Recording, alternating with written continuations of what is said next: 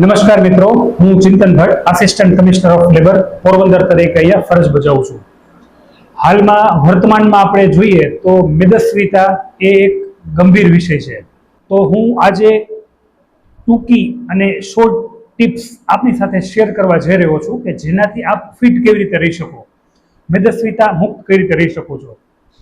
મિત્રો, સૌથી પહેલા આપણો જે ખોરાક છે અને આપણી જે એક્સરસાઇઝનું રૂટીન છે એને આપણે બદલવું પડશે. ખોરાકના મુખ્ય તત્વો જે 3 છે, પ્રોટીન, કાર્બોહાઈડ્રેટ અને ફેટ.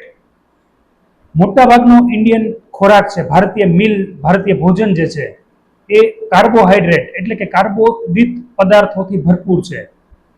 જેમ કે રોટલી, ભાત, બટેકાનું શાક, પછી બહારની તળેલી સામગ્રીઓ, સમોસા, વડાપાઉં, દાબેલી, કચોડી, આ બધી વ્યંજનો સ્વાદમાં તો ખૂબ સારા દેખાય છે, પણ આમાં પ્રોટીનનો નામ માત્ર ઉલ્લેખ ક્યાંય નથી. તો આપણું શરીર જો બાંધો એનો મજબૂત બનાવવો હશે તો સૌથી પહેલું કન્ટેન્ટ જે આપણે આજથી ચેન્જ કરવાનું છે એ કરવાનું છે પ્રોટીન. તો સવાલ આપણે એ થાય કે પ્રોટીન આપણને શેમાંથી મળે? તો પ્રોટીનના ઘણા બધા સોર્સ છે, જેમાંના વેજ સોર્સિસની વાત કરીએ, જે શાકાહારી લોકો છે એમને કઠોળ છે, દાળ છે, પનીર છે, વે પ્રોટીન છે જે બજારમાં સપ્લિમેન્ટ્સના ફોર્મમાં વેચાય છે. ભલે માર્કેટમાં હજી ઘણા બધા ફેક સપ્લિમેન્ટ્સ પણ છે, પણ બહુ સારી કંપનીઓ પણ અવેલેબલ છે કે જે તમને ઓછા ક્વોન્ટિટીમાં ખૂબ સારું પ્રોટીન પૂરું પાડે છે.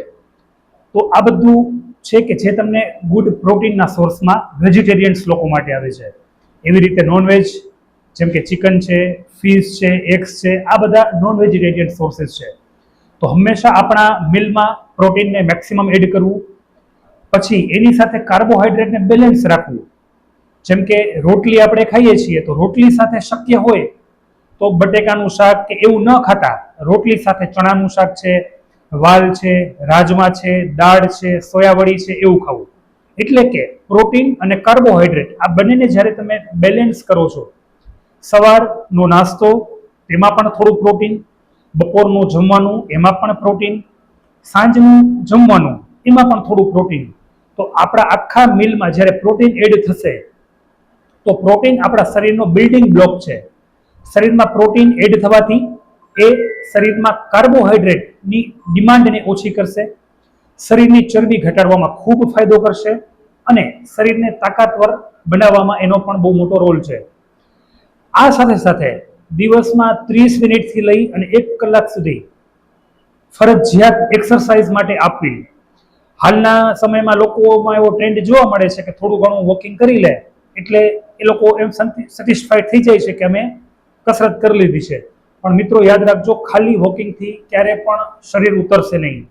એના માટે રેઝિસ્ટન્સ ટ્રેનિંગ એટલે કે થોડુંક હાર્ડવર્ક, જેમ કે જીમ કરવું, સ્પીડમાં રનિંગ કરવું, સૂર્ય નમસ્કાર જેવી થોડી કઠિન એક્સરસાઇઝ કરવાથી શરીરના બાંધાને મજબૂતી મળે છે અને પછી જે પ્રોટીન શરીરમાં નાખીએ છીએ આપણે કે જે કન્ઝ્યુમ કરીએ છીએ એનું આપણને રિઝલ્ટ મળે છે. તો ઘરનો બનાવેલો ખોરાક ખાવો, શરીરમાં મેક્સિમમ પ્રોટીન જાય એવો ખોરાક એડ કરવો, એક્સરસાઇઝ કરવી, ખાસ પ્રાણાયામ કરવા અને સાથે સાથે પૂરતી નીંદ લેવી. તમારી ઊંઘ પૂરતી થશે તો સારી રીતે ફેટ લોસ થવાનું શરૂ થશે. શક્ય હોય તો સવારની શરૂઆત ગરમ પાણી, ગ્રીન ટી, લીંબુના પાણીથી કરવી. સાંજનું જમવાનું બને તો 8 થી 7 વાગ્યાની વચ્ચે પૂરું કરી લેવું. એટલે કે સૂતા પહેલા મિનિમમ 4 કલાકનો બ્રેક જો શરીરને મળે તો તમારો ખોરાક શરીરમાં પૂરેપૂરી રીતે પાચન પામે છે. તો આ સાથે હું મારી વાણીને અહીંયા વિરામ આપું છું. Thank you. જય હિન્દ.